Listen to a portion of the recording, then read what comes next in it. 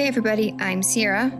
And I'm Ben. And welcome back to another episode of The Unsolved Couple, where every week Ben and I break down one of your original gateway drugs into true crime. Unsolved Mysteries. I said it right that time.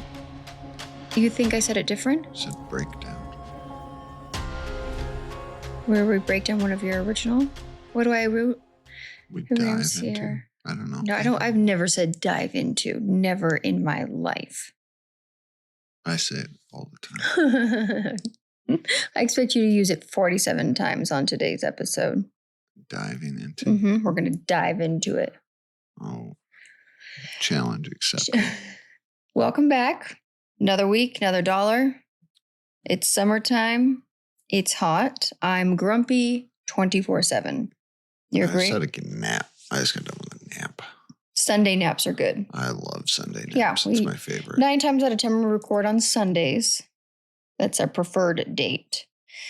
And you and I both fell asleep after lunch. I had a carb-forward lunch. I found as I've gotten older, up in the age, the food that affects me the most is carbohydrates. If I eat something very carb-heavy, I need some downtime afterwards. Yep. Yeah. Yesterday, I acquired pastries, which I was very happy about. But again, that is sugar and carbs. And I ate one in the afternoon after cleaning up the house and stuff. And I was like, whoa, I got to lay down. So mac and cheese. Nap. But, Pastries. Nap. Yeah. Bread. Nap. Nap.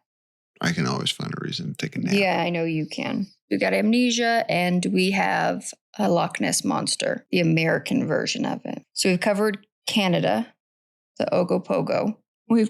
Have we actually even covered the actual Nessie? No. No, we've never even spoken about Nessie. That's okay. Yeah, it's because the Wizard Alliance. The Wizard Alliance?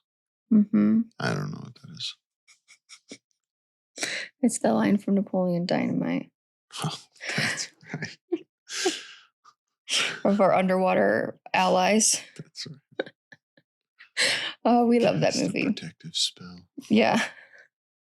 Local wizards placed local placed explosives at the bottom of Lake Ness to blow Nessie out of the water. The local wizards or whatever. I can't remember exactly after that. It's a protective spell.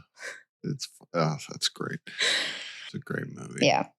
All right. So, we are season 5, episode 2 of Unsolved Mysteries. And we are joined once again by Robert Stacks. And before we dive in, there you go, to today's stories, I just want to remind you guys to please take a quick minute to follow us wherever you're listening to this podcast. Ben, are you good over there? Make sure to leave us a 5-star rating and review. It's actually one of the only ways that Apple and other podcasts can then recommend us to other people so we can find more listeners like yourselves. And then last but not least, please make sure to follow us on social media so you can see what we look like in real life, because I guarantee you our faces and our voices do not match. And the only way you're going to know that is if you get on Unsolved Couple Pod on Instagram or TikTok and check us out. I post a bunch of pictures of Ben when he has no clue that I've ever taken of him because he's not on social media. I take him while you're sleeping, while you're reading, while you're in world of thoughts on your own. That's not very Ben nice. in the Wild is what I call the series. No, you don't. No, I've never done that. All lies. Okay. Well, I'm going to start us out today. And I have the story of a young man named Todd Kelley. You better have a lot of answers because I have a lot of questions. Okay. Hopefully I can answer some of them for you. I got lots of questions on and this some of the reasons you might actually even have questions is just what Unsolved Mystery even left out. Yeah. I'm sure. Okay. In the early morning of August 9th, 1989, a young woman named Christine Mutzfeld arrived at the home of her boyfriend, only to flee in terror moments later. Christine's boyfriend, Todd Kelley, was dead. he had been stabbed 7 times in the chest, back, wrist. And I actually read somewhere else too that like his neck had been slashed or stabbed quite a few times. Christie was in shock. Just hours earlier, the two lovers had been together. So this all takes place in a tiny little town called Hamilton, Indiana. Ben, do you know anything about Hamilton, Indiana? No, I looked it up. It's on the north east corner, and when I lived there, I didn't really spend a lot of time. It looks like a smaller. I think it says that like it. A lot of people vacation there, I think, in the summertime because it's probably coldish in the winter, and then in the summer, I think there's quite a bit of outdoor activities and stuff to do. But I think it wasn't too far from Angola, which I've been to. But yeah, that name sounds familiar. But yeah, no, I've never been there. So investigators questioned Christie, and they learned that she was at the center of a love triangle. She had been involved with both Todd and another man. Christie's other lover was now the prime suspect in Tom's murder. So let's rewind real quick. Todd and Christie met during their junior year of high school. Pretty typical high school romance, especially from a small town. And they dated for the next 2 years. Shortly after graduation, Todd did ask Christie to marry him, but she declined. She had plans to go to college and wasn't interested quite yet in getting married. So in the fall of that year, she started classes at a college that was only 7 miles away. While there, she meets a man named Mafus. Not Mafus. His dad's name is Mafus. And the two began to date. Mafus and his parents had immigrated to the United States from Bangladesh. Just a few weeks, though, into their dating life, he and one of his friends are arrested for 3 separate robberies. During one robbery, they stole over $100,000 worth of jewelry from his aunt. However, he tells Christie that it really wasn't his fault, that his friend was actually the bad guy, and he just kind of got sucked into the moment and ended up holding up some of the blame, even though he really didn't have that much to do with it, even though it was also his aunt. So I looked, there's not really a lot about this other crime. Not that it's pertinent to this, but there was not a lot online about these activities that took place. So Mafus at this time is placed under house arrest. And this is why I wanted to look into it a little bit. I had a lot of questions like why he wasn't in jail, or, I mean, I guess theft, always served. I don't know. I just had a lot of questions how we ended up here, but he ends up on house arrest somehow. It is his first offense, right? Yeah. And during this time, because Christie's interviewed on Unsolved Mysteries, and she tells us that he becomes extremely possessive. This is not an uncommon trait for people that are already maybe have the ability to be abusive partners to become extremely possessive if they are in a place where they can't have as much control over somebody. So this is about the time that he starts telling her that if he ever found her dating anybody else, he would kill the man and then also kill her. So a few months later, Christie and Todd rekindle their high school romance. Okay, here's one of my first questions. Okay. We might put a pin in it and answer it later, but ask. She tells him this. She's dating him at the time, correct? So I did find some more information out about that. It's not... Do I need to wait? You might want to wait before you start making... I'm not making any... I'm asking questions. I think he was under the impression that they were still together. But were they dating? Were they dating during this after that? Did he make that statement and then they continue to date? I don't think so. Okay. But I think Okay. he believes that they were still dating. Okay. Okay. I'd like to remind everybody that this girl is maybe 19 something, maybe 19, maybe 20 years old. This is literally right after she's graduated high school. So a few months later, her and Todd rekindle their romance and start dating again. And the frustrating part is that Mafus was on house arrest, but it didn't really clearly seem to stop him that much. And he also lived around all of these other people. These all people lived within like 10 miles of each other. So he doesn't back off. He still is trying to insert himself into Christie's life. So 2 weeks before Todd is found murdered, Mufas walks 10 miles from, I believe they said, his parents' house to Christie's, only to discover that she's out with her boyfriend, Todd. The day before the murder, Todd is at the house of a friend, and his name is Mike.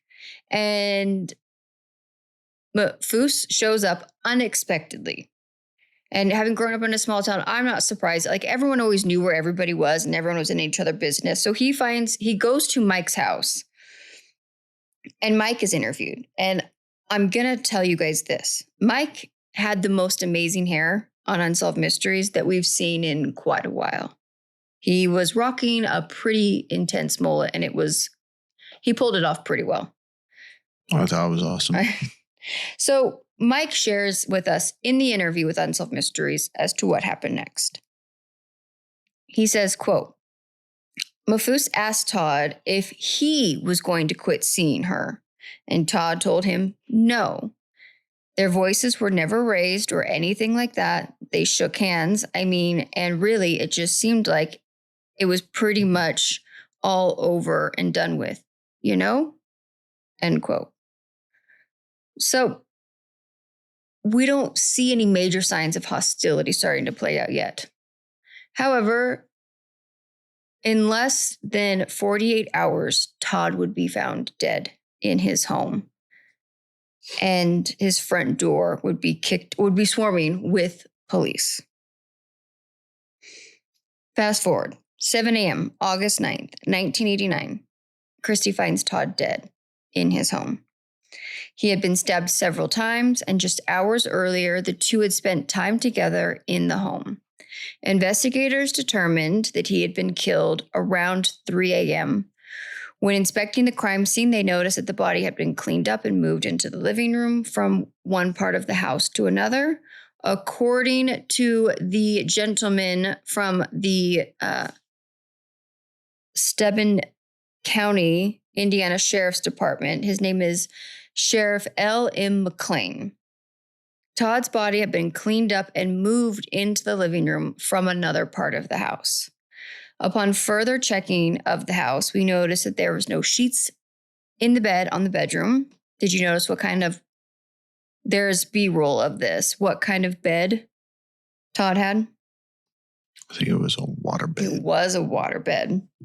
So we also discovered that there was a spot where there was blood on the floor, but it was hard to find at first because it had been wiped clean. In the yard, police find several cigarette butts that matched the brand smoked by Mafus. He became the prime suspect, but was nowhere to be found. And that was one thing that was not told to us in Unsolved Mysteries. So 2 eyewitnesses do come forward and say that they had seen Mafus between 11 p.m. and 1 a.m. on the night of the murder. He had been walking barefoot in the direction of Todd's house. Christie said at that very same moment, she and Todd were together inside of his home. At 2:30 in the morning, Christine and Todd left his house and drove downtown in her car. Also, not to this doesn't matter, but do you remember being 19 and deciding at 2 in the morning you wanted something, so you just got up and went and did it? Yeah, I wouldn't do that now. No, there's no freaking way. There's no way. It's 10 o'clock hits. I ain't leaving the house. No. And if I can't get it door dashed or delivered, I'm also like not dealing with it till the morning time. So when she's interviewed, she tells us this story that they had been in bed together, snuggled up in a lover's embrace. She'd heard a noise outside. Todd, told her not to worry. He had a dog in his backyard that was chained up. Now, for all of the people living today who don't understand that, it was pretty common back then. It was so common. How many people did you know growing up who owned a dog? Mostly everybody. How many people did you know, Ben, growing up who owned a dog that it was never allowed inside the house? We grew up with a dog that never came in the house. Yeah. And where was the dog? We didn't have him chained up, but we had a fenced yard. You had a fenced yard. Okay. So that was bougie. Right. Yeah, most but no, people that dog I never knew came in the house. Growing up in a small town, the dog was outside only. And a lot of times they were left to roam free, but like at night or if you were gone, the dog was just chained up on a long rope. And if you really cared about your dog, you might even have like a dog line where it was like from one tree or one fence post to the other. And the dog was clipped to that so they could run back and forth through part of the yard still, but were still attached to like, and that was not, I think today, if you put your dog in the backyard and tied it up, animal cruelty people would be at your door immediately. So says, don't worry, the dog's in the backyard, it's tied up. That's probably the noise that you had. So this is what then the conversation leads to, like, oh, well, I better head home. She says in her interview that she hasn't been home. She hasn't spent a lot of nights at home recently. And she knew that was kind of starting to bother her dad. Makes sense. And that she was going to head home. And he said that he'd wanted something to drink. And she offered to drive him into town to grab a beverage of some sort and then took him back home. She believes that when they left, this is when her ex-boyfriend, Mafus, entered into the home and hid. The coroner believes that he was murdered within several minutes of entering his home. Fast forward a little bit later, about 2 hours later, 4:30 in the morning, Mafus calls Christie from his parents' house that's 10 miles away. 2 hours later, so that'd be 6:30 in the morning, he shows up at her house and walks into her bedroom. Does anybody sleep in this town? Even at 19, if at my parents' house, my phone rang at 4:30 in the morning and someone was looking for me, I think my parents would have said what was up. Yeah, what would your parents have done if someone called, even at 19, 20 years old, called your house at 4:30 in the morning? Absolutely not. Absolutely not. And then if they showed up at your door, your house at 6:30 in the morning, they would not be permitted. None of this story makes sense. No, and I'm not sharing this to be like, oh, any kind of way. It just boggles my mind that, like, I don't know, this behavior would have just not. And even to this day, as a parent of teenagers, someone knocked on my door at 6:30 in the morning demanding to be like, see one of my children. I don't care how old they were. Nah, you're going to need to go somewhere else for a while. So at this point, Unsolved Mystery says that she breaks off their relationship. This is where I kind of wanted to.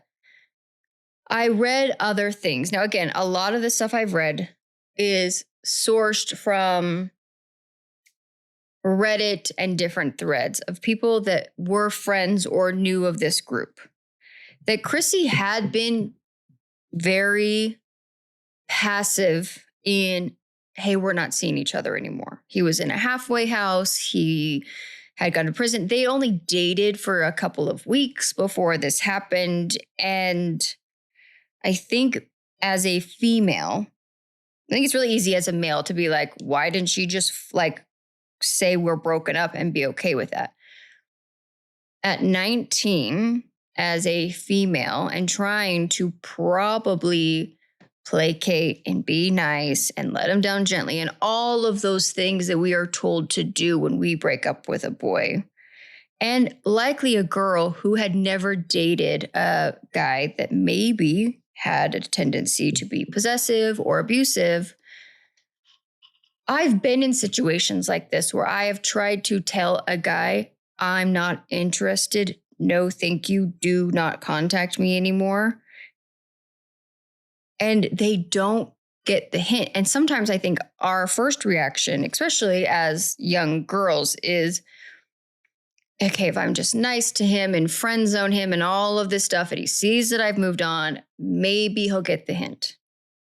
I don't think that she was, because he even reached out to Todd and was like, are you going to keep seeing her? And he's like, yeah, dude, like we're together. She has told me that she loves me. Like you need to back off. And he was like, okay, we're cool, man. We're cool. Shake hands and leave. Yeah, but we're not. Then he killed him. I understand that. And so the way that they painted it on Unsolved Mysteries as this love triangle is that like Christie was like leading both of these men on, believing that they were both like in the relationship. I don't think they did that. I think what caused confusion in the story is they tell the story. She broke it off with this guy. He was their high school sweetheart. He proposes. She says no. She goes to college. She dates this guy. He's kind of a bad guy, like a bad boy, like, right? They kind of say, they don't say that they broke it off.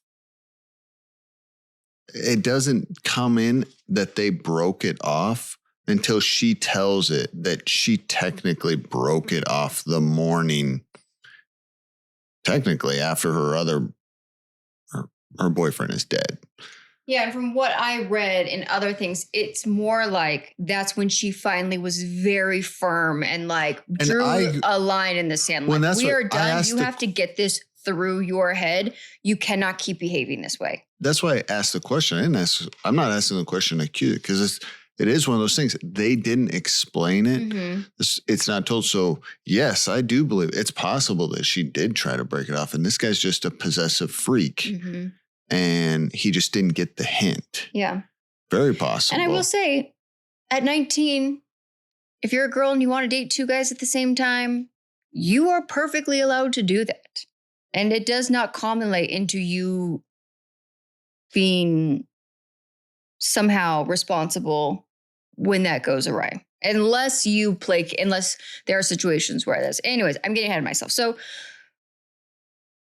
he shows up at 6:30 in the morning, walks into her bedroom. At this point, Unsolved Mystery says they break off the relationship officially. I read in other places that is when she like actually was very aggressive and firm with him. Didn't leave any of the, well, maybe we can still hang out from time to time, or yeah, sure, you can call me if you need something or whatever.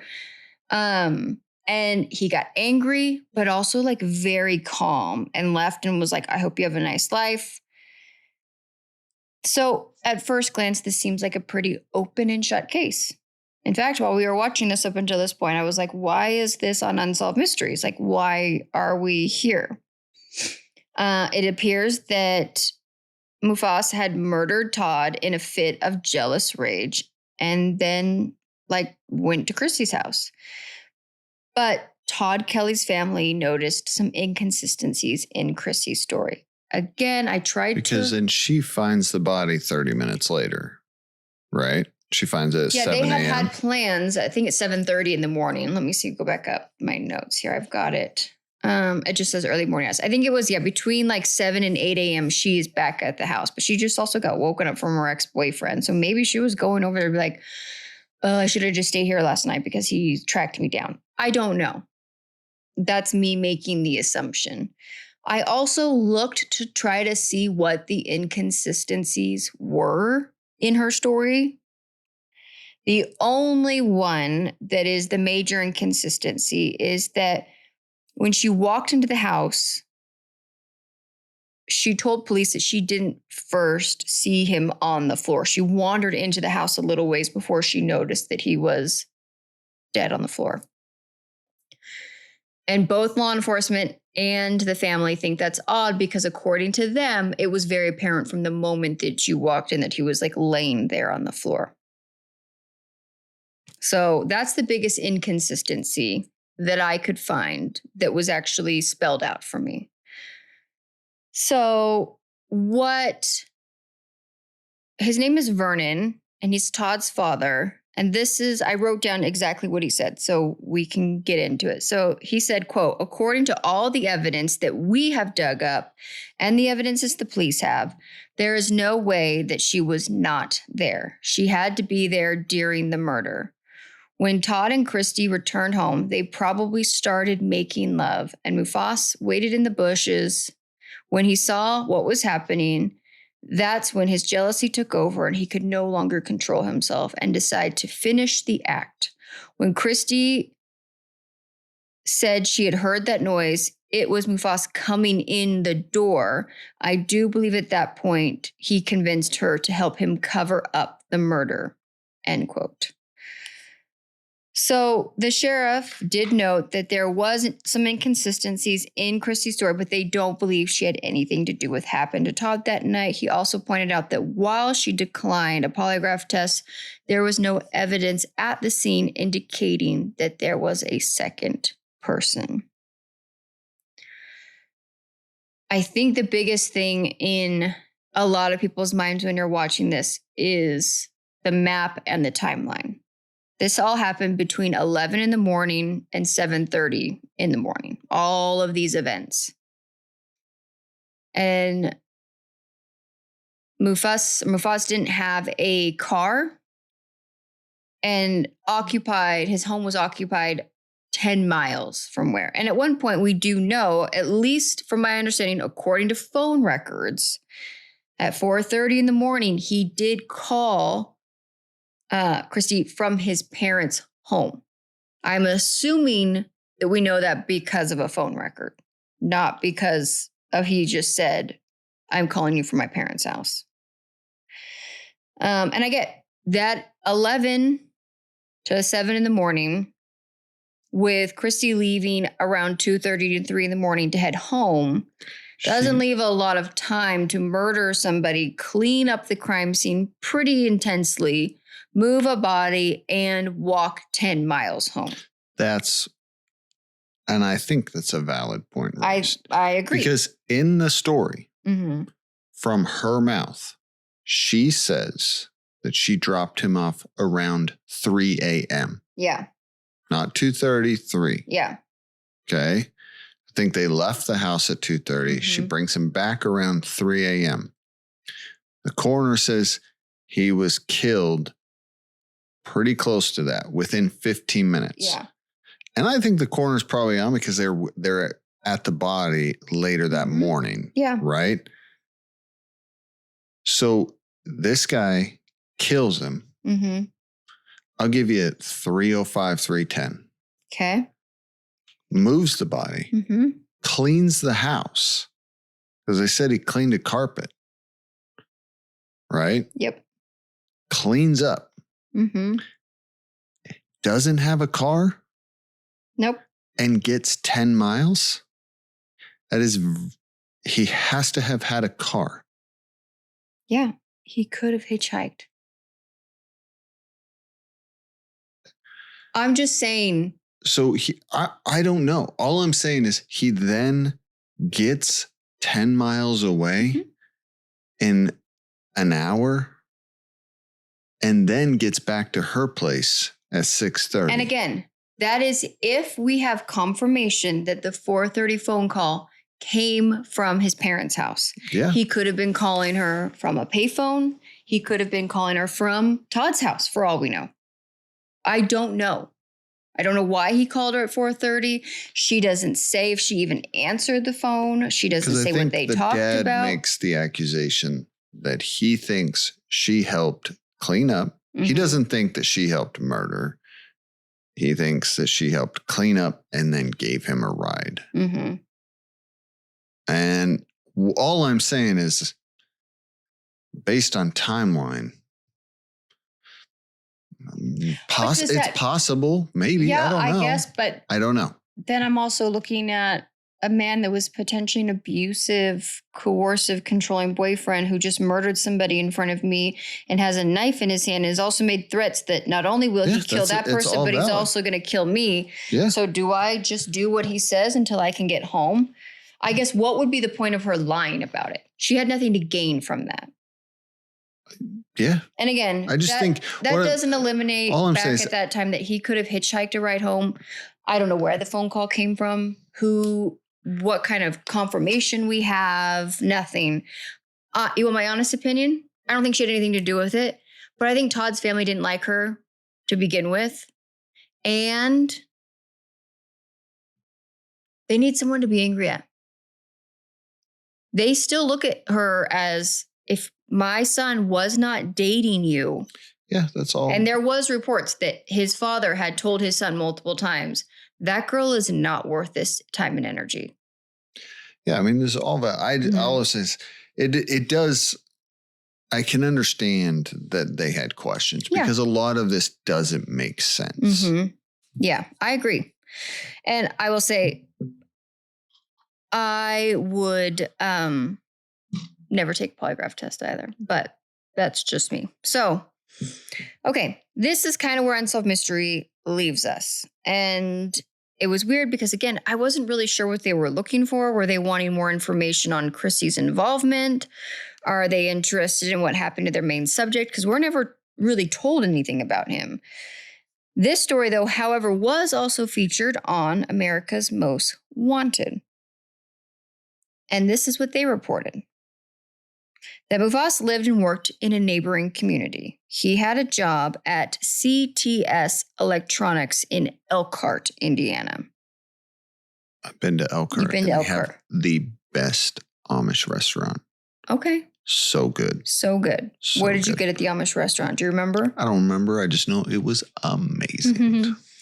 So he actually left his place of work early at 1:15 p.m. on August 8th, 1989, the day before the murders, and never returned. Sound like he planned to do what he did. He apparently also booked a seat on a Mexican-American flight from Chicago to Mexico with departing on August 11th, 1989, but did not turn up at the airport. This allowed him to evade arrest and somehow managed to escape from the U.S. and was able to get back to Bangladesh. So that's what Unsolved Mysteries is looking for. They're looking for this guy. Him. Yeah, but they don't say that in the episode. I think they do. They say that he's never been seen again, so they're looking for. But like we've had lots of other ones before where it's like, here's a description, here's this, here's that, here's some information, nothing. I just was like, well, how long has he been missing? Where do you think he is? All of this stuff. So Unsolved Mysteries. It looks like this is their edited version. America's Most Wanted had a little bit more information. So, I mean, really, because this was still before. I think America's Most Wanted didn't start till 94. Yeah. So it's pretty much America's Most Wanted. They want this guy because he's wanted for murder. Yeah. So here's your update. Are you ready? Update. Captured. Finally. February of 2011. He is arrested in the India Gadia International Airport, that is definitely not how you say it, by the Central Bureau of Investigations. He had been living under an alias in Bangladesh to avoid capture by international authorities. However, Bangladesh does not have an extradition treaty with the United States. However, India does. So when he arrived in India, authorities were able to arrest him. From my understanding, they knew he was in Bangladesh for a while and were tracking his movements. And when he went to India, they arrested him. Waiting for him to leave. In November of 2013, he entered a plea. It took 2011 to 2013 to get him here. Yeah. Which is not uncommon to get. That's like extraditions actually take a while. Yeah. I mean, we've done stuff with the federal government before, personally, me and you, and it takes a long time. And we are like citizens in the United States dealing with the American government. I can't imagine government to government trying to do anything. So in November of 2013, he entered a plea of guilty to voluntarily manslaughter. That's BS. I agree. The parents of Todd were not happy about it. They shouldn't be. Yeah, because we're going to find out that there was actually quite a bit of pre-planning involvement in this. Yeah, if he left work early the day before and then bought a plane ticket out of Chicago to make it look like this guy knew what he was going to do, and then also was making plans to throw things off. And I read in another thing, and I didn't write this down, of course, so I don't have all the information, and it was only in one news report, that the family said one of the reasons they were mad about this is because they actually have a record where a couple of weeks before he had threatened to kill Todd earlier, and it was like witnessed and documented. So this was like very obvious that this wasn't manslaughter, that this was premeditated and it was planned. This is first degree murder. So yeah. So he pled guilty of voluntary manslaughter after more than 3 years in jail, both in India and Indiana. And on March 14th, 2014, he was sentenced to 40 years in prison. Which I did read is the most you can get. The most you can get for that plea agreement. Which good for them for at least going all the way. Part of his plea, he had to give a confession. So he confessed that he did arrive at the home that night of the murder only to find Christie and Todd in the throes of lovemaking. I've edited that for reasons because we try to be a clean podcast. He claimed that he waited for several hours watching and stalking them until Christie left. After she left, he confronted Todd in a heated argument and stabbed him to death. Based on the confession, it is no longer believed that Christie had any involvement in any way, shape, or form with the murder, pre-planning, or post-cleanup of murder. Sadly, both of Tom's parents have since passed away. It does not seem like, even with all of the evidence, that Christie was never really involved in this. Has she really ever fully been removed from the speculation? Seems like his family and members of the small town still have gossiped about her having a hand in this. It makes me sad because at the end of the day, she was also a victim. She had to live with this. From what I could find, she had been playing nice with him, trying to placate to his behavior. She was young, and breaking things off with someone who is maybe not all there can be hard. At the end of the day, he was stalking her, following her, obsessing over her, showing up at places, calling her all hours of the night, showing up at her home uninvited. He was a menace to society. And I think it makes me sad because she was also a victim in this. Yeah. That is a terrifying feeling, knowing that you're never safe because this guy could show up at any time. Well, and I'll say, she knows that he's already willing to commit crimes, right? Exactly. Like he robbed his own aunt or whatever it was. So I do believe I found her on social media. I won't share the name that I found it under because it's not this name. It does seem like she still lives in Indiana. It looked like she's living in like the Fort Wayne, Indiana area, which I have been. It's beautiful. Yep. It looks like there's actually quite a bit of her family that lives there. It appears that she has a few kids, maybe a grandbaby or two. I didn't see anything about a marriage. And I hope that her and her family, as well as Todd and his family, have found some peace through this.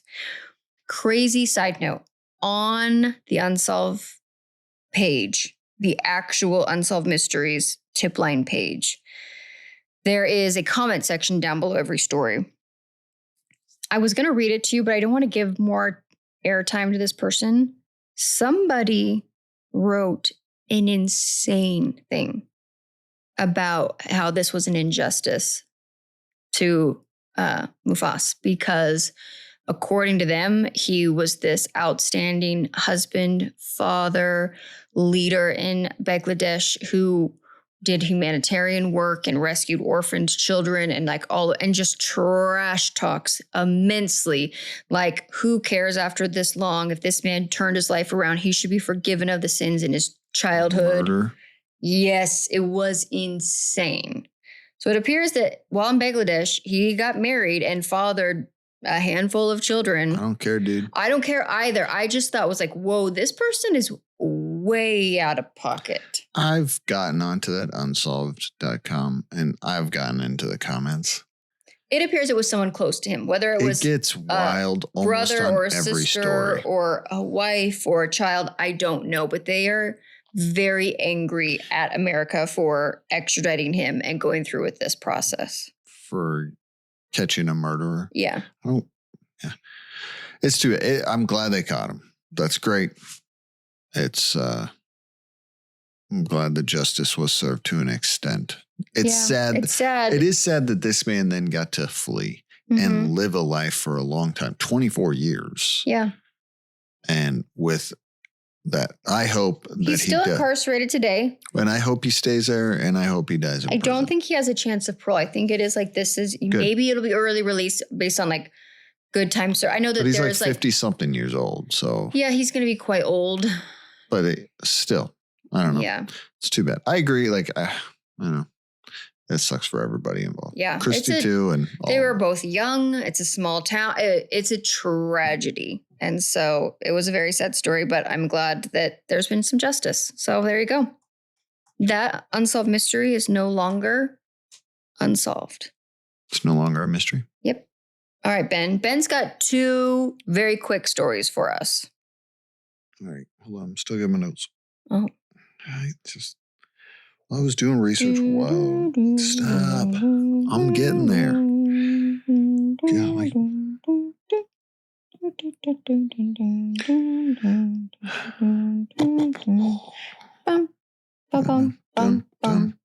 Done. Okay. Done. So this was a special alert. And Robert Stack tells us that every once in a while they get local authorities that come to them. This is pretty much... They're not called local authorities. What are they called, Ben?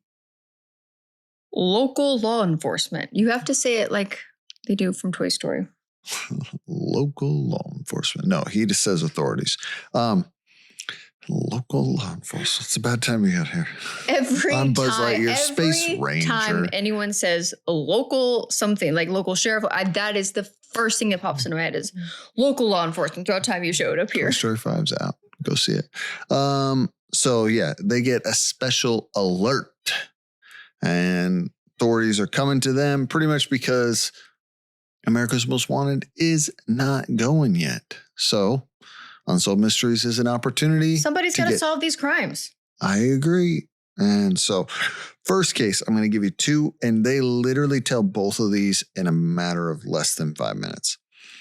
They're looking for a husband who kidnapped and killed his wife, Joseph and Lois Krantz. They're from Kalamazoo, Michigan.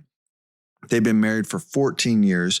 Robert Stack tells us it had been a rough 14 years because Joseph's not a good dude. Their whole marriage, he's been in and out of prison. He had been arrested multiple times for different things from burglary, fraud, forgery. Okay. So that's pretty much how they spent their marriage. July 31st, 1992, he was released from jail after serving 2.5 months for embezzlement and parole violation. I'm going to guess he spent their whole marriage on parole at some point. So Lois was pregnant with their 3rd child at the time. So they had 2 girls at the time already. She's pregnant with their 3rd. But while he was in jail, she decided, I'm done. And she had started seeking legal advice and taking the steps to divorce him. August 5th, so literally less than a week from being released from prison, he shows up at her apartment with a gun. And we get told the story from a friend who is there at the time. It's terrifying. He comes in with a gun and he takes Lois and leaves with her and drives off. So real quick, not to like super interrupt you, but I do want to point out that the most dangerous time for a female, typically, because most of these cases are female. It could go both ways. For someone to leave an abusive partner that's the most dangerous time in their life. That's when they're at highest risk for something terrible to happen. And if you or anyone you know is experiencing any sort of domestic violence, the National Domestic Violence Hotline is 1-800-799-7233. You can also text the word BEGIN, that's BEGIN, to 88788 to seek help. Help is available. You are loved, you are valued, you are worth it, and you do not need to be in these relationships. And there are people available to help you leave them safely. all right. So he kidnaps her out of the apartment, takes her. Later that night, he calls his mother and confesses to his mom that he had killed Lois and dumped her body near a lake 30 miles from Kalamazoo. So authorities... Kalamazoo is a fun word to say. It is a fun word to say. Authorities kind of narrow down the area. Within 3 days, they searched and they find her body, and it kind of in a location that he described. So they find her with a single gunshot wound to the head.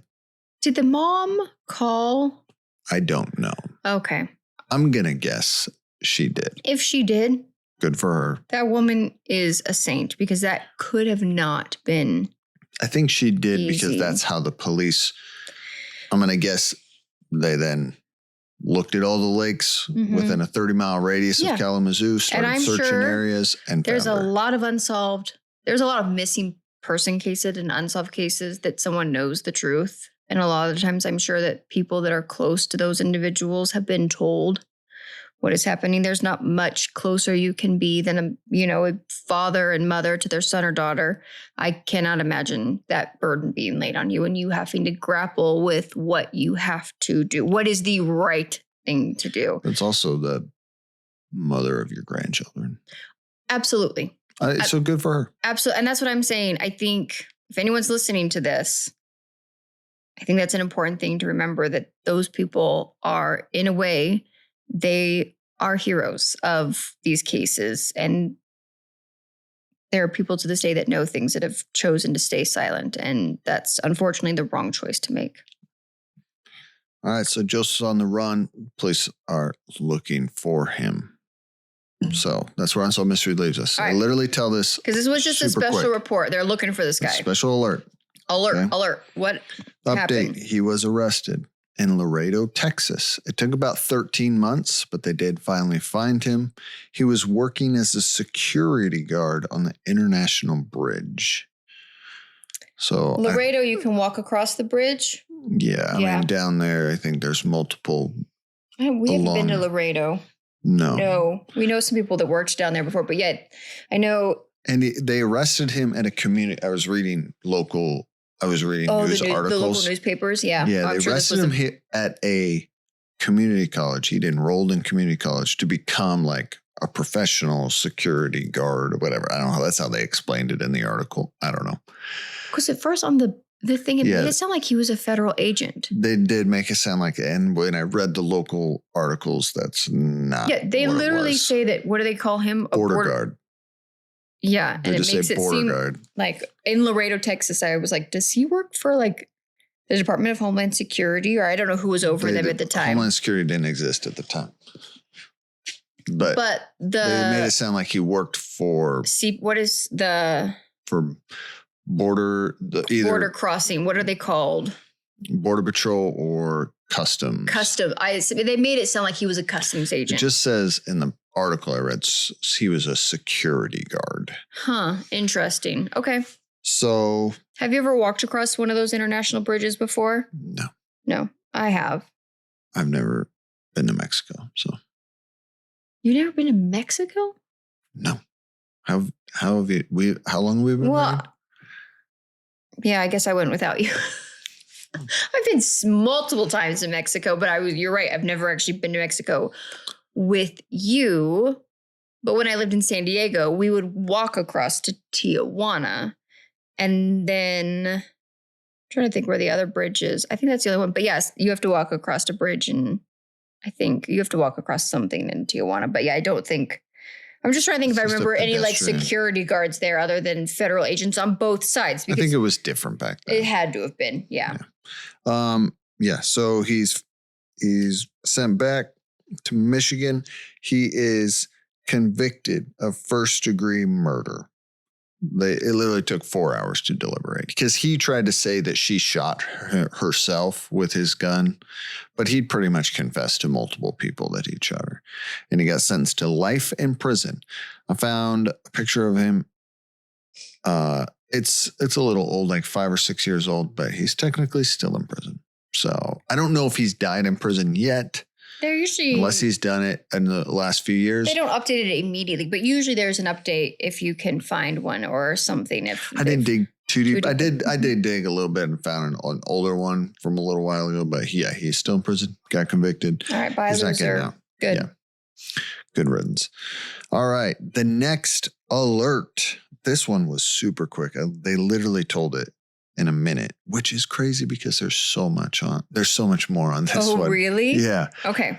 65-year-old. They're looking for a 65-year-old woman. She has been kidnapped from her home, and she suffers from severe asthma and takes daily medication. Dude, this sounds... Martha Doe Roberts. Does this sound crazy familiar with what we're dealing with right now with the Nancy Guthrie thing? Yes. Which... we can get into it later, but have you heard the latest Nancy Guthrie updates? No. Okay. I have not. Martha Doe Roberts and her husband, Alan, they're from Eads, Tennessee, August 7th, 1992. He last saw his wife when he was leaving for work at 9:30 in the morning. I'd like to go to work at 9:30 in the morning. All right. He sees her when he comes home. You would hate going to work at 9:30 in the morning because... even on your days, what time did you get up this morning? Mind you, it's Sunday morning. Ben does not have to work today. We had nowhere to be till 10 a.m. this morning. 6:10 I got up. Why? I was awake. All right. He comes home. She's gone. That night, he gets a phone call demanding $100,000 for his wife. And if he doesn't get it, he would split Martha's head open. That was the words used in Unsolved Mysteries. And supposedly there was no further contact.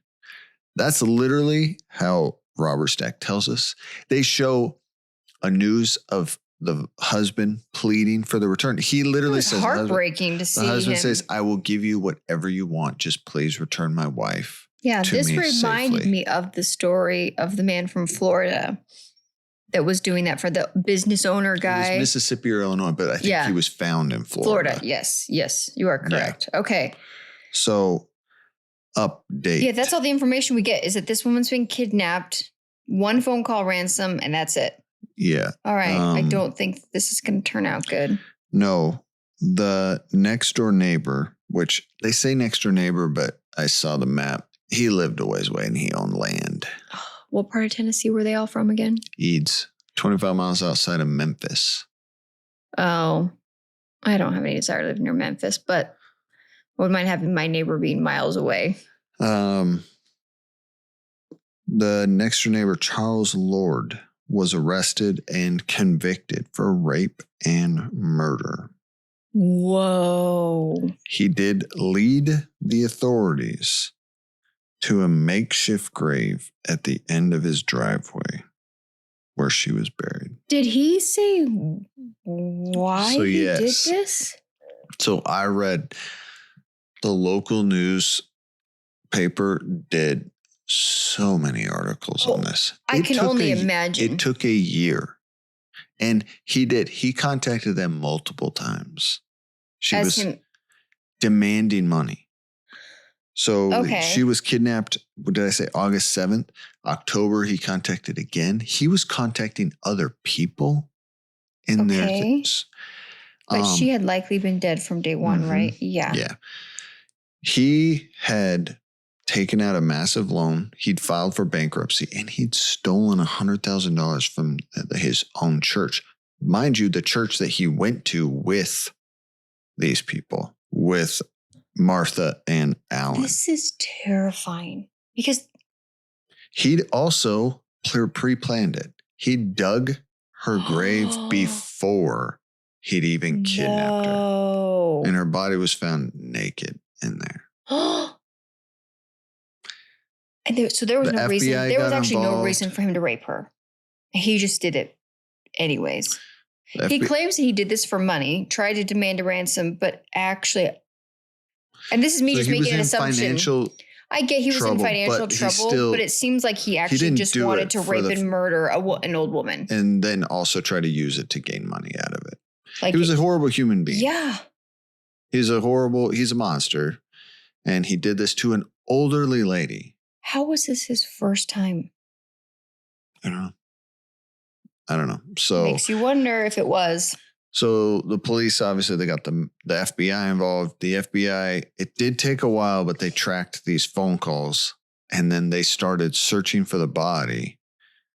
And it would things started ramping up like almost a year after, and then they made the arrest. And then he did confess. He confessed to what he did. That's the bare minimum you can contribute. And then I'm not saying that as like, oh, hey, no, good for I know. him. But I mean, I will say, at the end of the day, these people are monsters. But having followed like the Idaho 4 murders,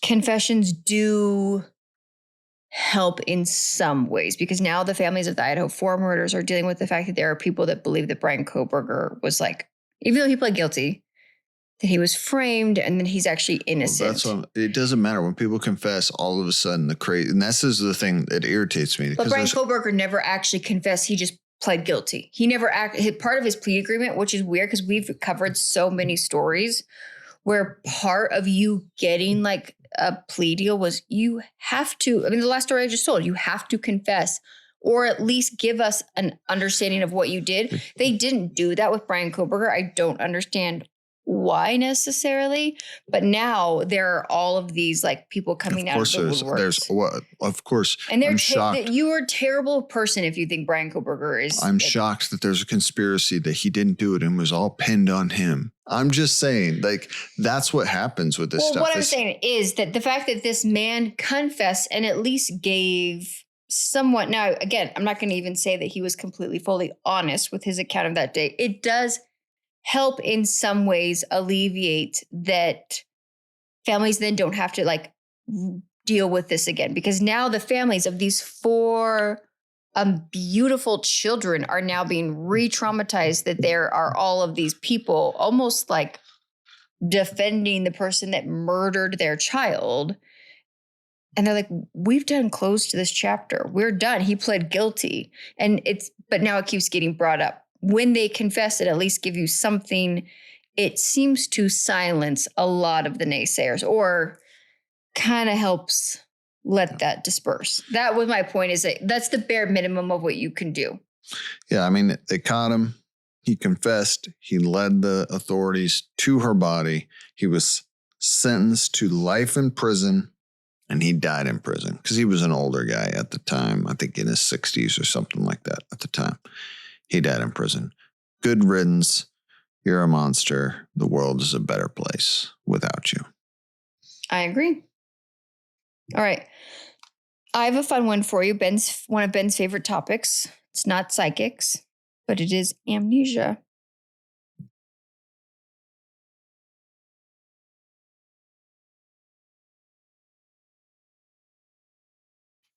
Amnesia. So, Ben, are you excited to talk about amnesia? No. All right. This one is pretty quick. I will say everything from here on out is pretty lighthearted. Yeah, we're going to lighten it up a little bit. Everyone take... Because that was a lot. That was heavy. That was heavy. Now we're going to have a little bit of fun. All right. Okay. I'm ready for it. Pierre April. Just such like a French to American name, real quick. So in May of 1992, a man wakes up Could you drink that drink any louder? I was muted. It doesn't matter. You drink it halfway between my mic and your mic, and you slurped that Coke. Oh my gosh, you're the worst. Okay, so a man wakes up. I'm going to punch you in the throat, which is a joke, people. I say that to Ben all the time. I've never actually put hands on him. Just wanted to put that out there. I always tell Ben when I'm annoyed. Did we just talk about a story about a lover making We did, threats? but when you annoy me, I always tell Ben, I'm going to punch you in the throat. I get told him. And then Ben tells me what? What do you say after I say that? I don't know. What in the throat? That seems aggressive. That seems aggressive. Okay, May 1992, a man wakes up in a ditch along a coastline in Southern California. I actually wouldn't mind being in Southern California along the coastline.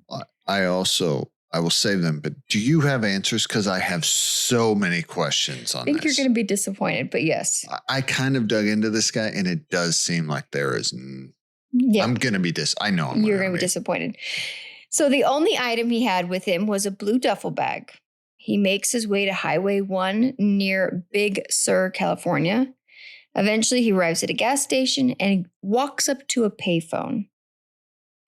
And at this moment, he realizes he didn't know who to call. And he also realizes he doesn't know who he is, or where he came from, or where he's going. The only clue to his identity, and I want you guys to everyone pause. I'm going to say this again.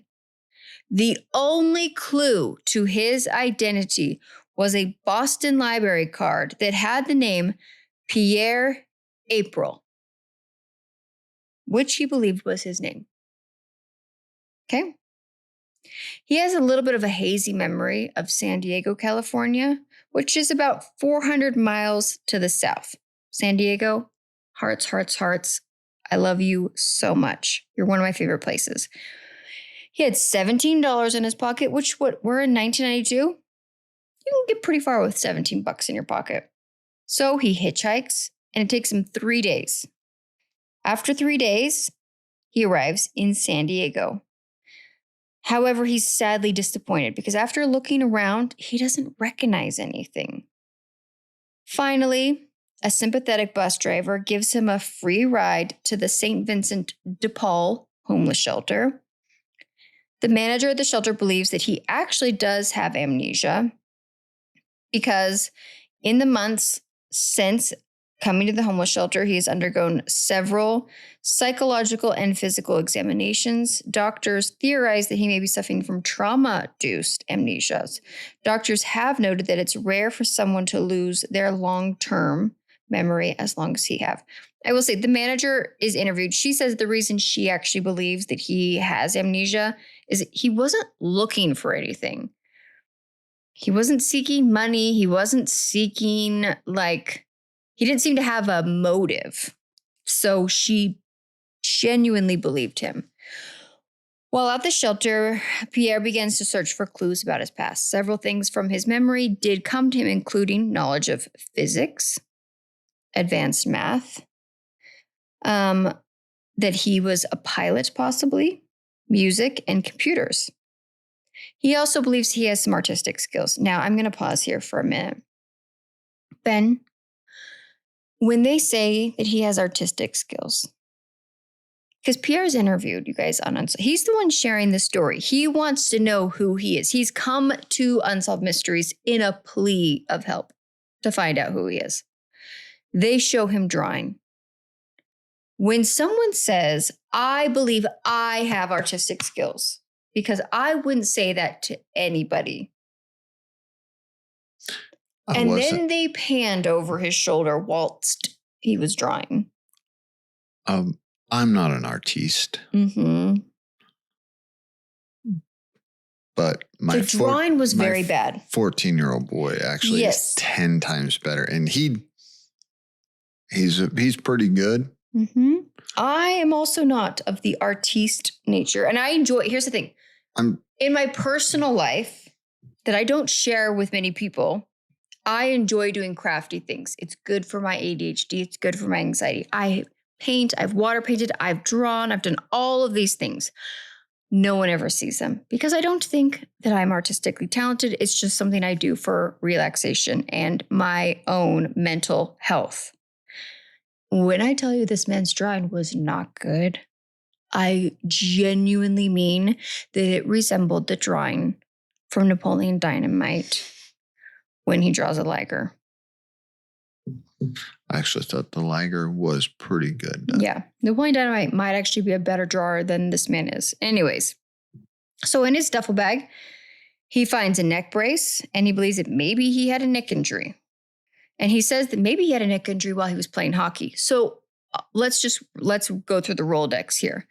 He believes that he has advanced knowledge of physics and math. Okay. That he also knows how to pilot an airplane. He's very talented in singing and playing the guitar. Also greatly understands computers, which for the early 90s was not a small feat. Has artistic skills.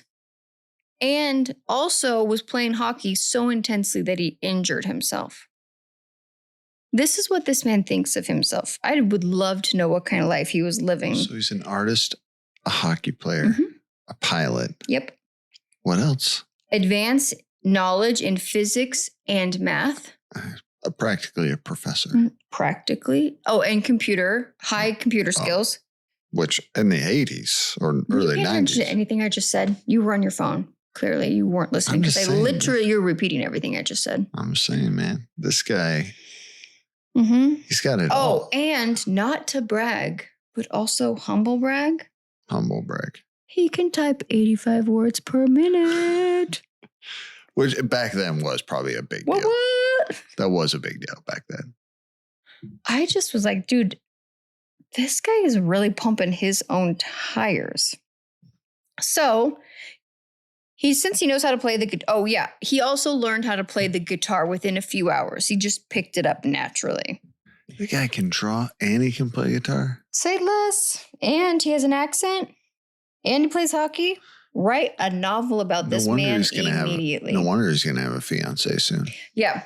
So he uses these skills to play the guitar in Balboa Park and makes money on the streets doing this. I will say. Have you been to Balboa Park? I have been to Balboa Park many of times. In fact, speaking of weird guys, okay. Speaking of weird guys. A few of my old roommates from San Diego listen to this podcast. And there was a guy who worked as a I don't even know what you call them. They're on bikes and they ride bicycles around and they carry like carts behind them and you can ride in them. And that was his job. And he did this at Balboa Park and the Gaslight District and several other places. Dude, that guy tried to date me so hard and I was not interested. One, his thighs were uncomfortably large because of his career. That's the only thing I can think of whenever I see these people. And I went on one date with him because he wasn't a bad looking guy, but I went on one date with him instantly. Vibes are off. And he took me to a cliffside and started like telling me how he had this impression that we were going to get married. I don't know. This is another podcast for another day. But now whenever I hear about, like we were guarded. I think I was safe. Maybe I wasn't.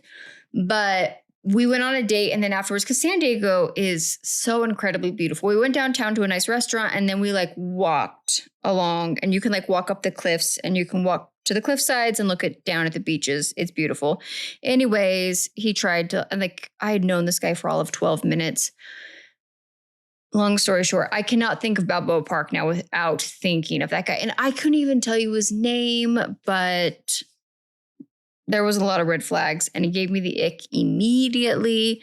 But dude, the guy would not get it through his head that I was not interested in dating him any further past that one date. Sounds like a guy we talked about earlier. Exactly. So he does, and that's the other thing I will say about this. We give Pierre a hard time. He is living in a homeless shelter, but he is like making money playing the guitar and singing on the streets of like in Balboa Park.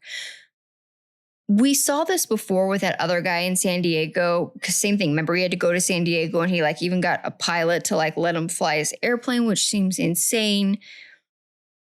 And the guy that was found outside of Las Vegas, Nevada, after like stealing a bunch of frozen seafood or something. This guy seems to really not want anything from anybody. He's not asking for anything. He just says he doesn't know who he is. I agree. He does not. So I'm like, what? There's a part of me that's like, is this a genuine story? He does seem like he's not trying to gain He's not trying to gain anything. So, but the other San Diego guy wasn't trying to gain anything either, but he was running from something. Well, that's which not didn't make true. sense. He was running out of money. He was getting a ton of money from like supplemental services. I take it all. I take that back. You take that back, yeah. But I did. This I guy do agree says, with you. like Pierre says, like he's enjoying, like this is how he makes money. He has a fiance. He's like, I do agree. This guy clearly is not. It does not appear that he's benefiting. No, because the other guy was only getting on Unsolved Mysteries because he almost was trying to like he was out of the ability to like make. I think he ran out of options. Yeah, and he kind of got forced into it. But go listen to that episode. Yeah. So update. That's where Unsolved Mysteries leaves us. All right, give us an update. Solved. A woman calls the telecenter claiming that the man, that she was a co-worker with the man and that his name was in fact Pierre April, like the freaking library card that said that. Anyways, Pierre learned that he has 2 sisters and parents that lived in Canada and that he had been missing for about 5 months.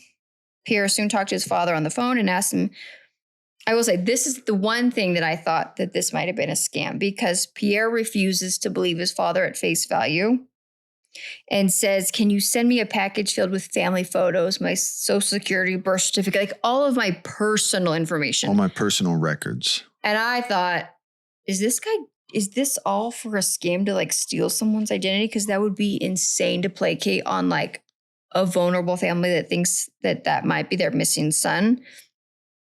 However, this genuinely appears to be his family. And this is their son. So these are his records that do belong to him. So he receives the package. And after this, he claims that some of his memories start to come back. He is reunited with his family. And the final update is that since the filming of Unsolved Mysteries, his memories have returned. Here's a few things I found online. In June of 2025, a man by the name of 4 Bill Walders posted on the Unsolved Mysteries forum. Quote, I interviewed Pierre as part of a medical study back in 2007. I cannot discuss exact details of the interview due to HIPAA. However, I can say that I was left believing it was possible that this man had faked it because he felt unloved from his parents and was desperately seeking more attention from his mother and father, but never got that validation.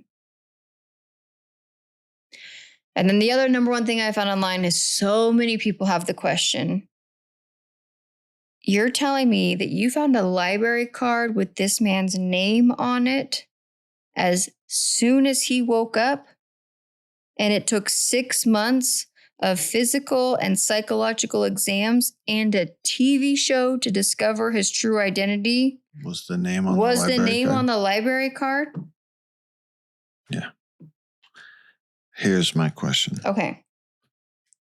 How in the heck did this guy get to California? That, I have no idea. He had cash in his pocket. It's very possible he hitchhiked. You want my honest opinion? If we take what this man in 2005 said, that this was literally some weird, desperate ploy for attention from mommy and daddy.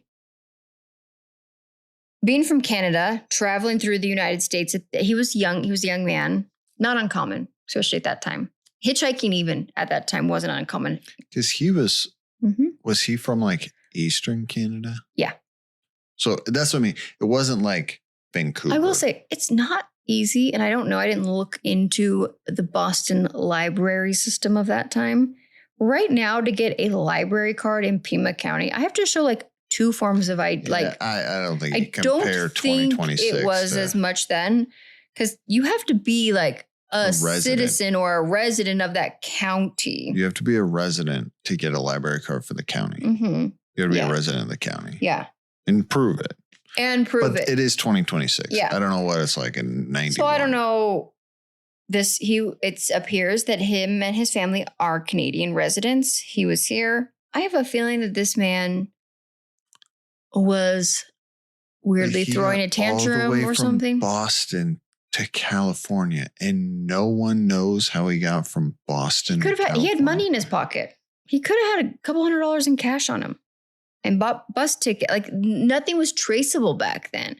Bus tickets. He could have bought a freaking plane ticket for all we know. And then just did this elaborate thing so that he could get on television and mom and dad would give him a little bit of attention. And technically, the only record that he woke up in a ditch in California and that a bus driver gave him a ride to the homeless shelter is his story. Yes. He literally could have flew into San Diego and walked into that homeless shelter and told this story. Absolutely. I'm not saying he did. I'm just saying that. The only thing we know is that his family said he had been missing for about 5 months. Yeah, but he'd been missing for 5 months because he'd been living in San Diego for 5 months. Very true. He'd been missing since he showed up in San Diego. So that's the thing is his family seems to, at least if they say, if you're right, if that timeline is correct. Because when they said he had he could have found an empty library card. It was a paper card. He could have found a paper card on the ground and picked it up and wrote his name on it. He also could have said that was the only thing he had on him. Yeah. But he'd been living in San Diego for a while. He had a fiance. The thing is that's crazy is, again, it appears that there was no financial motive. He didn't try to scam anybody. Was this just to get on television? Was this to get attention from mommy and daddy? Maybe. That actually makes more sense than like it being amnesia. I don't from a hockey injury. I don't think it was amnesia. No. It just doesn't make sense. No. And that doesn't happen. We've learned. That's not how amnesia works. We've learned over the last 30, 40 years that people don't just get amnesia. A bump on the head and fall into a ditch. The last amnesia story, yes, I believe that happened. The lady that had the massive, had a stroke and a brain surgery. Yes. And had amnesia. Yeah, I believe that happened. Absolutely. Didn't make a whole lot of sense how she went about it. But I think I even said, when you go through a 9-hour brain surgery. I bet a lot of things you do don't make sense to people who haven't experienced a 9-hour brain surgery. I haven't had that. So I think your critical thinking and all that doesn't work. Yeah. But someone saying, because that's what I'm saying. I was expecting them to say he'd been. I just also think it's hilarious that in his blue duffel bag, he had a neck brace. Like, I'm literally thinking of like the scene from The Incredibles with the guy on the stand with his neck brace on. Like, what in the freaking world? Okay. So, all right, Ben, let's talk about Champ. I'm so excited to talk about Champ. Ben's got to get his notes up. Should we play the Jeopardy song again? No, I got my notes. All right. You ready for this? Born. You know. I know you're excited about I already this. am like looking. I looked at how we could go visit this place next summer. I have driven by Lake Champlain. Yeah, but in the middle of winter. It was March. It was bitter cold. Even in March. The lake was like frozen over practically. When I showed up, because I spent a month up there, it was March. It was coming from Arizona. It was, I think you said it was like the tundra. It was the like. highs were 30, 28 degrees. And everyone there is wearing like a windbreaker jacket because 2 months prior it was -5. Yeah. And they're all like, oh, it's nice weather. I'm like, you guys that live up there are crazy. They're built different. That's you guys are built different. Yeah. You know, an Arizona guy coming up there. Because I think the river was. No, you sent me pictures. It was a white. We walked out on the river. It was still frozen at the time. The lake, you mean, not the river? No, the river, Lawrence River is you frozen. You walked out onto the river? Yeah, I have pictures of it. of me walking out on that. Anyways, Lake Champlain up there. When you were up there at all near this area, did you ever hear of the local legend? Because this is no. historic. So I wasn't next. I flew into Burlington, Vermont, but then I drove 2 hours away and I stayed. I was in Messina, New York. In Potsdam. In Potsdam, yeah, that's where my hotel was in Potsdam. Yeah, and so you wasn't there. I just saw it. Okay, you weren't like in this town. No, I wasn't in the town and that. But all right. So Robert Stack tells us that the Iroquois Indians, they paid homage to a great horned serpent who ruled the depths of this lake, and that there's legends that this monster or whatever rules the lake and is there. And since then, over the last 25 years, 100 eyewitnesses have claimed to see some type of Lake Champlain monster, and he is known as Champ, like champion. I love that name so much for this monster. Out of all the things, we've got like Nessie and Ogopogo, and then the American version is Champ. I think that's perfect. It is a great name. I agree. Sandra Mancy, she tells us that she'd been hearing of the stories of Champ her whole life. Her grandfather told all kinds of stories. She would say that when he'd take him out fishing, he'd tell her, if you don't behave or sit still or be quiet while we're fishing, I'm going to throw you in the lake and you will be eaten by Champ. That escalated. To me, as someone who grew up with going fishing with my father and my grandfather and my great-grandfather, I think that story was very endearing to me because I could absolutely see the expectation of taking children fishing and what children think fishing is and what old men think fishing is two very different activities. Yes. We've taken our children fishing up in Oregon, and by the time you get one kid's line untangled or unstuck, you're fixing someone else's. I mean, how many times have you actually cast a line when we've taken our kids? Exactly. Just spend all my time. You were literally running up and down the lake line and undoing. Absolutely. So I can totally see a grandfather being like, if you don't shut up, because you also fishing is a quiet activity, which kids are not quiet. No. No. And it's a still activity. And that's also people that think it's endearing and cute to take kids fishing. I get it. We've done it. It is neither cute nor endearing. It's exhausting. So I thought it was very funny that that was his final straw to be like, if you don't shut up and sit still, I'm going to throw you to the monster that lives in this lake.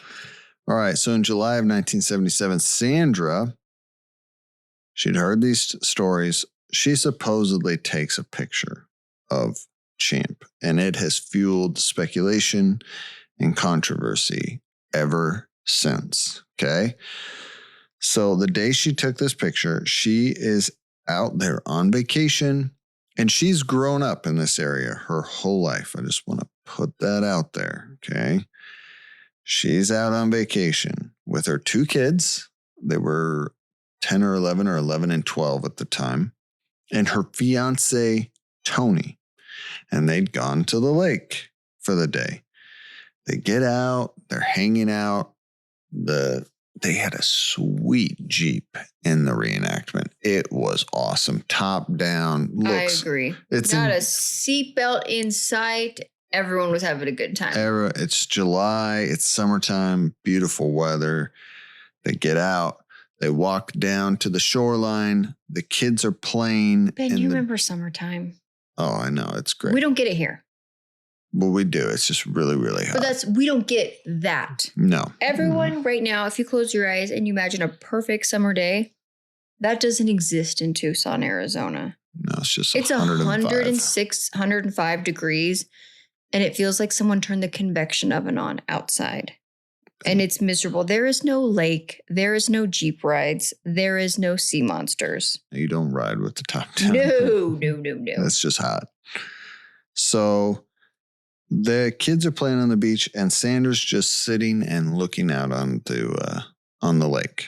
And Tony goes back to the car to get the camera because he says they haven't really taken any pictures on their vacation. Let's take some pictures. Okay. So as he's gone, Sandra sees the lake start to like churn. Okay. She first thinks maybe it's a scuba diver coming up. She sees obviously bubbles, whatever. Then she's like, well, maybe it's a school of fish. Maybe it's a big sturgeon in the water. Because Lake Champlain is massive. It is massive. So, but as she continues to watch it, she starts to see these things coming up and in out of the water. And then she says she sees a head and neck come out of the water and a back come out of the water. Okay. The head comes up and its mouth opens. She sees water come out of the mouth, but she didn't see eyes. And she is in total awe. She can't believe what she's seen. Oh my gosh. This is Champ. This is the thing my grandfather has been telling me about my whole life. Okay. And in that time, Tony comes back. He sees this thing. It's not too far out. And he starts freaking out and starts yelling at the kids, get out of the water, get out of the water. They get out of the water. He tells them to get back to the Jeep. And he tells Sandra, get over here. So he goes and tries to help her up and out. And he gives her the camera. She takes the camera, turns, and snaps a picture of this thing because it's still there. And then they leave. Okay. So she gets the picture developed, and she says she was afraid that she would be ridiculed. So she threw the negative away, and she kept the photo hidden for 2 years. That's understandable. No, it's not. Absolutely it is. Nope. Mm-hmm. No. Yeah, because anytime someone comes forward, even with evidence, people are like, burr, burr, burr, that's a man in a monkey costume. That's a log. That's this. This is that. What photo do we have of any UFO or Loch Ness Monster or Yeti or Bigfoot where people haven't just shredded that person's life?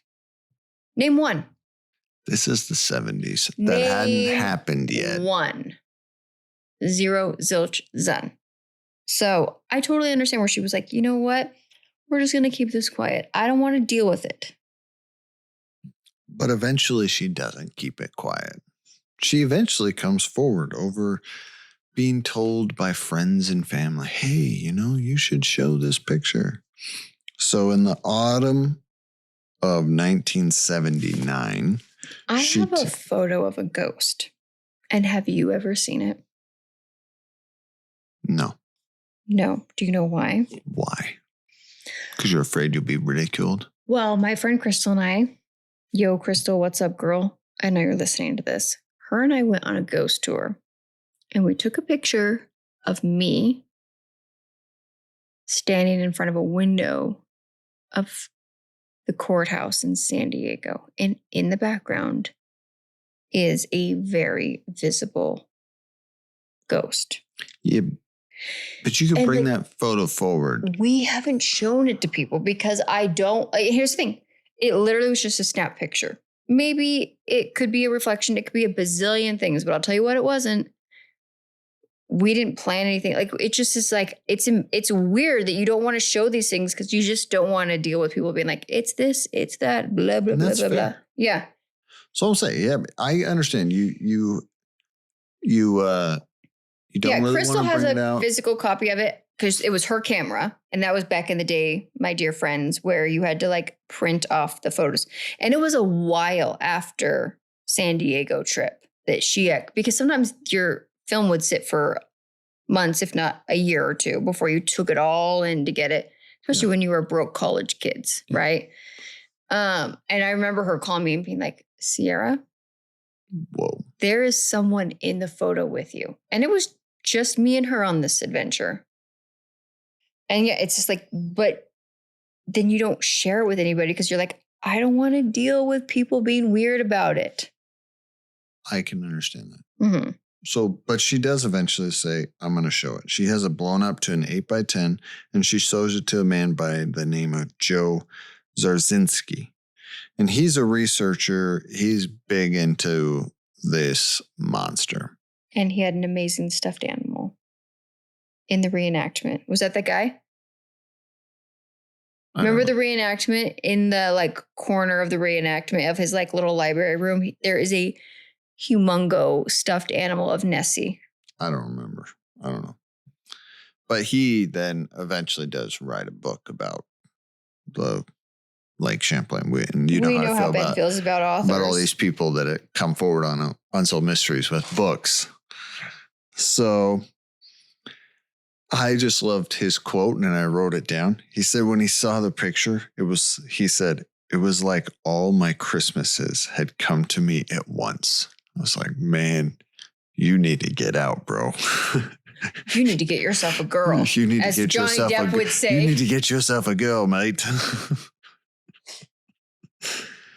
But so she's thrown the negative away and she is asked like, hey, can you show us where you took this picture?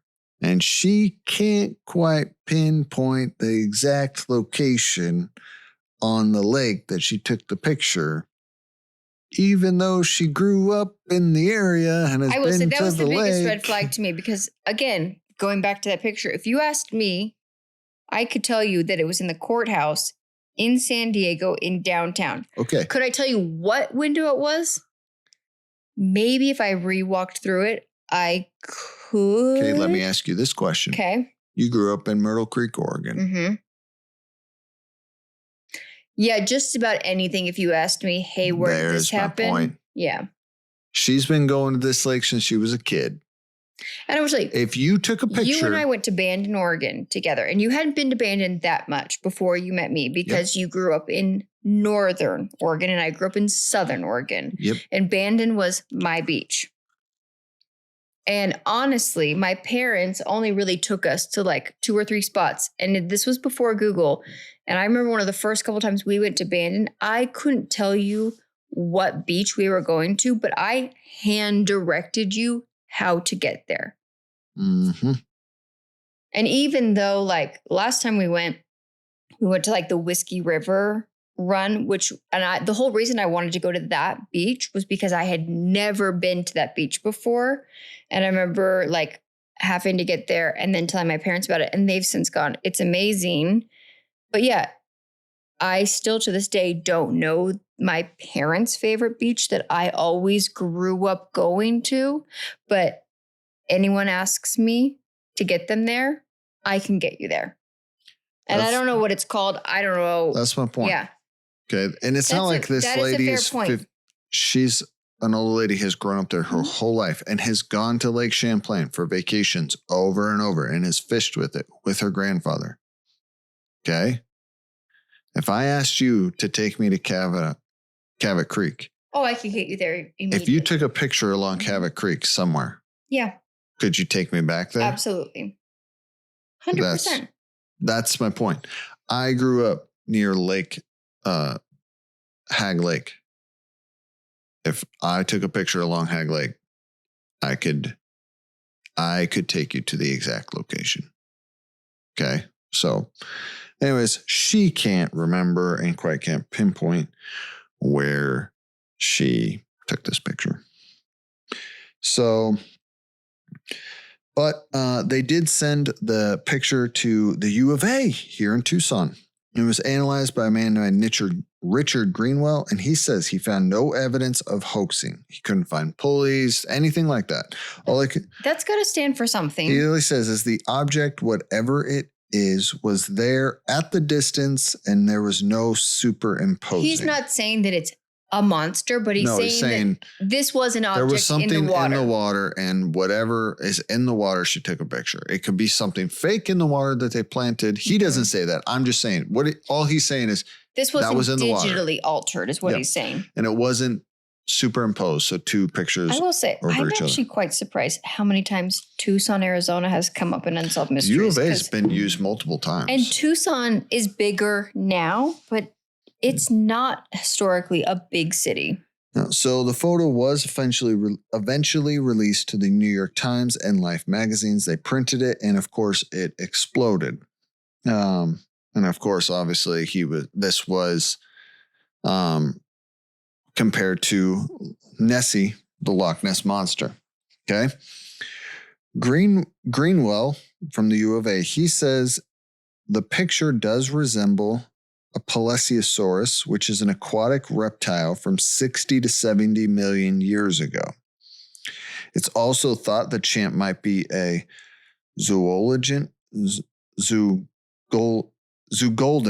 Sorry, I'm terrible, but I did write this specifically I just can't pronounce it.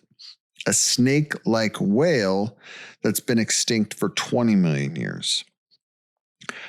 Also, they think, is it possible that it could be a lake sturgeon, who we do know at the time, like I said, this lake is very large, and the sturgeons in that lake have been known, not always, but have been known to reach 7 feet tall. So we also get told of another sighting, July 7th. Real quick, though, can you imagine this is why I don't swim in lakes. If a 7-foot mother effing fish swam up next to me, you would freak out. I'd be dead. I would just die right there. Can you, Ben, you have to admit that would scare the crap out of you too. If I saw a fish that big, yeah, it would. In a lake? I would assume I don't think that's common, but it's I understand possible. that, but I would assume it was a shark or a monster. And this is how I go out. And for the record, if I go out that way by a great white shark, tiger shark, or a lake monster, I want that noted on my gravestone because. Noted. Okay, thank you. All right. July 7th, 1988, we get told a story of Walter Tappan, his wife Sandra, and their daughter Heidi. They went out on the lake, looks like they were on a boat, with a camcorder because they'd believed that they'd seen Champ the day prior. And they say they were probably about 10 to 12 miles from where Sandra's location, because Sandra does say, I think it was from here to here, which is like a 10-mile spot between there and the Canadian border, but she can't actually pinpoint the exact location. So anyways, they think they're not too far from where Sandra had seen it. And they're out there, they're going to try to record it and like get some video of it.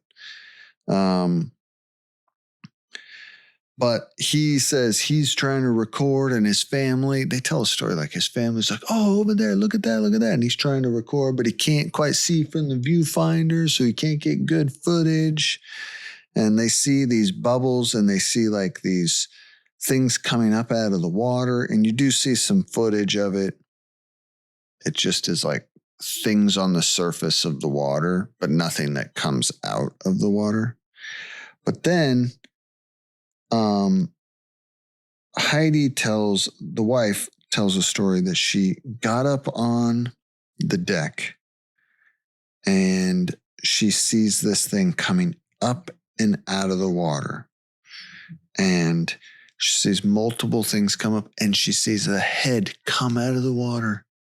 And it turns and it looks right at her. And she gives us like the arm movements. She does the arm movements aggressively multiple times. She tells us a story. I understand what she was doing, but it was a few times too many. And she says this thing came out of the water, turned its head, it looked right at her. But Walter can't get, they don't get video of it. But she says she saw Champ come out and looked right at her. So that's pretty much where Unsolved Mysteries leaves us. Multiple other people say they've seen him. But I was going to say, there's lots of reports on this, correct? Supposedly, yes. So, all right. That's where they leave us. Ready for your update? Ready for my update. I mean, obviously, as we all know how this goes, this is still a legend, but no, obviously, confirmed. Okay? Obviously, it's big there. They have a baseball team that uses the sea monster as their mascot, and they have things going on. I actually love that. I'm here for that too. I've said this before. Lean into these stories, these folklore stories that are around your town. Lean into it. Use it as opportunities to bring people together and do fun things. I'm all for it. But one thing they don't tell us is that they originally sent the photo to a man by the name of Philip Raines at the University of New York to verify the photo. Okay. He says there is no way you can authenticate this photo with no negatives and not being able to pinpoint the exact location. So he pretty much sends the photo back and it's like, no, I can't. There's nothing I can do with this. What do you want me? He's like, okay, that is interesting. So Sandra did copyright the photo and went on the Merv Griffin show. She made a lot of money off of this. Tony passed away a few years after. The lady who took the photo made a lot of money off of this? It appears. We don't know exactly, but she did copyright. She had a lawyer and everything. And it does appear, I read some articles, her story changes several times. I actually read an article where she gives an interview. Because in Unsolved Mysteries, she says they ran off the shore and ran away. The other story, she says he tells the kids to get out of the water. He shows up. She takes the picture and then they sat there for 5 minutes and watched him. Not the same. That is very different. Very different. And that was from her own words. So her story seems to, I don't know, maybe over 50 plus years. I don't know. But I think she passed away several years ago. So, but, she went around, she told her story, she shows her photo. Go ahead. That's fine. But obviously a lot of people, in 2003 Discovery Channel try to do some kind of exploring on this. And they tried to record sounds, and they did get some weird sounds that should have not been from a lake. It kind of should have been from a whale or some aquatic creature. They recorded that. But other people have explained that it was different things. I don't know. There's still technically no proof. I will say the camcorder footage from Walter Tappan, a lot of people have looked at it like, yeah, dude, that's a school of fish at the surface. It does. When you look at it, you're like, there's nothing there. I was kind of excited and expecting a little bit more from that and didn't get it. No, so that one's, but I mean, obviously there's still a lot of people that believe it to be true. A lot of people believe it's a hoax. When you see Sandra's photo, it's crazy. It is different. And it technically has not been proven wrong or a hoax. The photo itself. Okay. Because there's even a lot of people that think that the Loch Ness Monster one that they've proven is a hoax. I don't believe that it's a hoax, but at the end of the day, there is no negative. And you can't pinpoint. That is the problem. There was one thing that read that even the area she says that she supposedly saw it at, the water shouldn't have been deep enough for him to come there. But again, that's one person saying that. A lot of people are going to argue against it. It's just going to be one of those things where it doesn't matter. Depends on which side you want to stand on, and you can come to the conclusion based on that side. So. All right. Well. Is there a monster in Lake Champlain? What do you think? No. You don't think so? No. Even with the Native American history behind it? So no. This is my thing on it. Okay.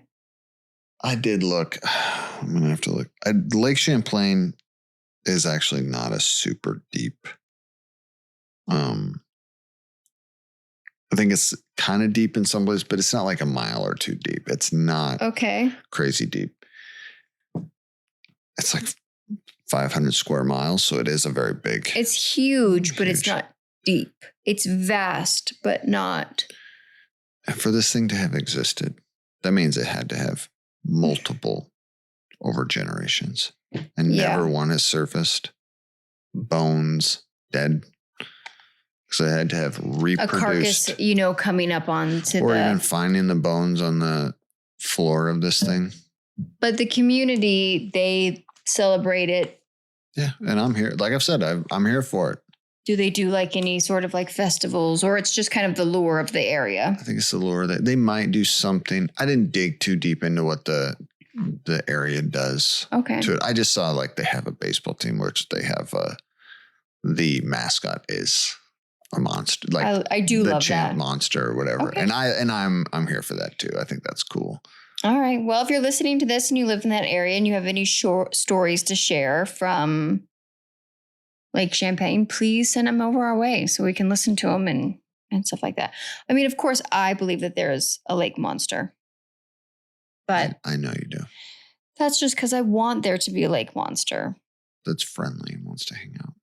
Yes, I just love friendly animals. Okay, before we get into our question, silly question time with Ben, I do want to read a few of our 5-star ratings and reviews. If you would like to be shouted out here on the podcast, please leave us a 5-star rating and review on Apple Podcast or a kind comment on Spotify, and I will read it here so that everyone can hear it. Okay, so this one is actually from the Total Conundrum podcast, a mysterious podcast like ourselves, and they left us a very kind 5-star rating and review. In the body of the review says, "Love the banter, great storytelling. A must listen. Thank you very much." And then the headline of the next review is Real Commentary, and it is from H. Rolly Fur, which I think is Holly. She's on our Instagram. Hey, Holly. And she wrote us a very kind review, 5 stars, obviously. And it says, "I enjoy this podcast because they have a real connection and it's mostly clean. We do try to keep it clean as much as you can when you still do talk about some stuff. That's not part of the review, but..." And it continues on to say, "I really like how they have updates too, all around an easy listen podcast." Okay. Last one I'll read today is from Sarah Tav, T-A-V. And the headline says, "What a gem." And the body of the review says, "Found this podcast by a happy accident and so glad. The dynamic between Ben and Sierra is so relatable. It adds so much personality to the podcast. Love their stories and the way they are told. Can't wait to hear more and will definitely recommend to all my true crime fan friends." Thank you guys once again for the 5-star rating and review. They help a ton. Please leave one and I will read it for everyone. Okay, Ben, are you ready for your silly question? Yes, ma'am. I thought of this the other day. Actually, I thought of this yesterday, I think when I was driving. What do you miss about the early days of cell phones? A feature or something that you feel like we've kind of lost to time and that we probably can't ever get back? Of cell phones? Early day cell phones. Yeah. Because cell phones today, as people know it, Ben and I grew up in the age of cell phones. Now, we weren't Zach Morrison's cell phones. We weren't rich enough in the early 80s to have. We were also babies in the 80s and early 90s. So we never had the Zach Morrison cell phones. I didn't have a cell phone until I was in my 20s. But we did grow up in the ages where cell phones became a more commonplace. I want to say in my teenage years, only like the very rich kids had cell phones or like very important people with work. But we kind of have been around from the entire evolution of cell phones. And I just think that there's some things about the early days of cell phones that I kind of miss.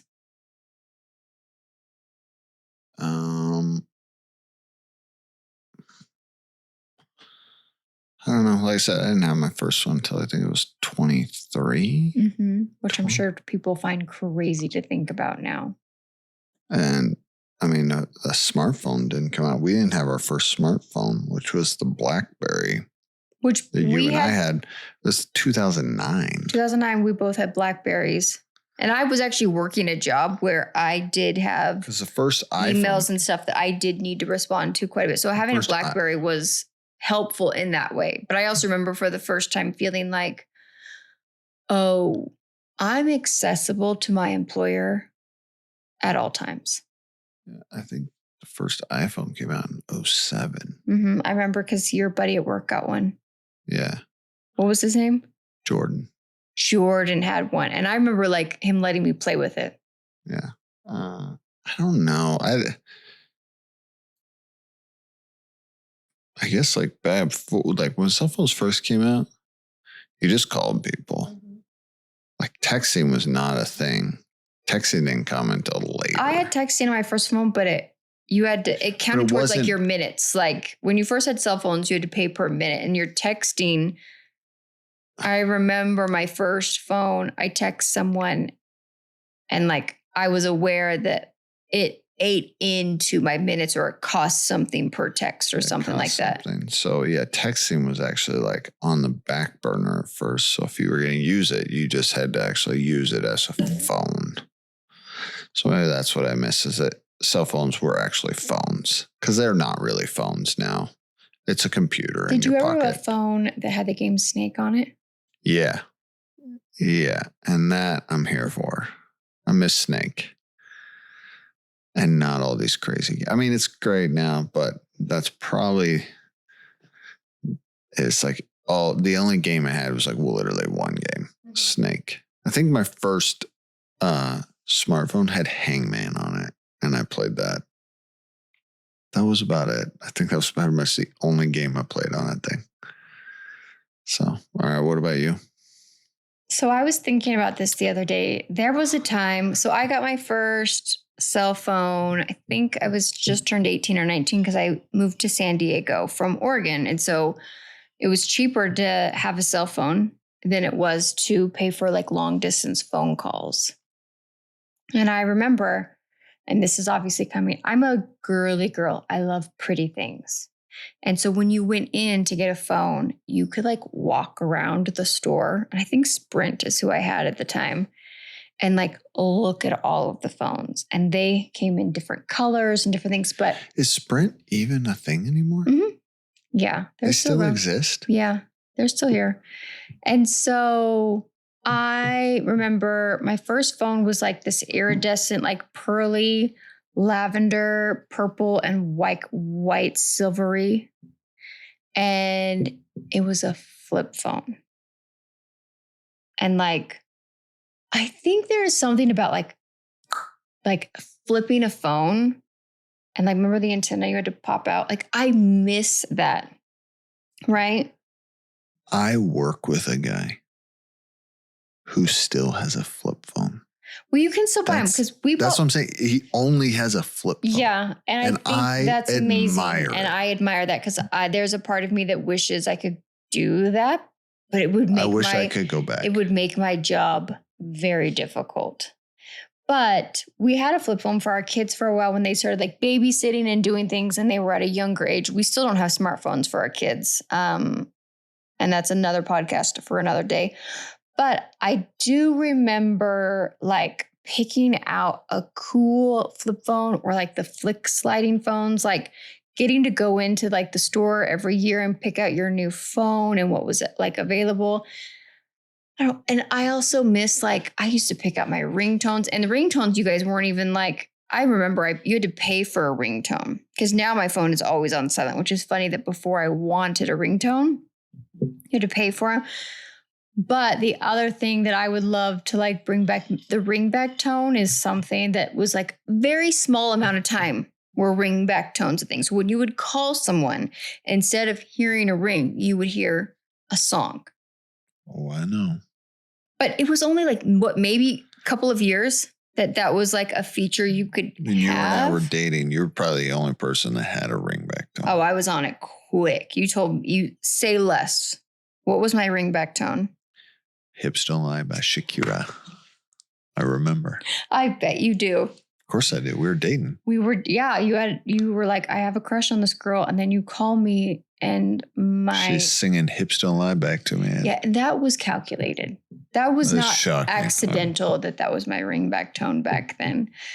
So I would love to bring back the ringback tones, but I don't know, man, there was something about just the flip phone and the simplicity about it that I'm like, and don't get me wrong, I love my smartphone, but you are right. Like we got a BlackBerry in the early part of our marriage, and it was convenient. 2009. Yeah, we've been married a few years, but I had a salary job. I was in a manager's position, and I do remember all of the sudden realizing like what I just did, that I could be reached at any point via email, text, like that I was expected to respond to these things, and feeling like we had turned a corner.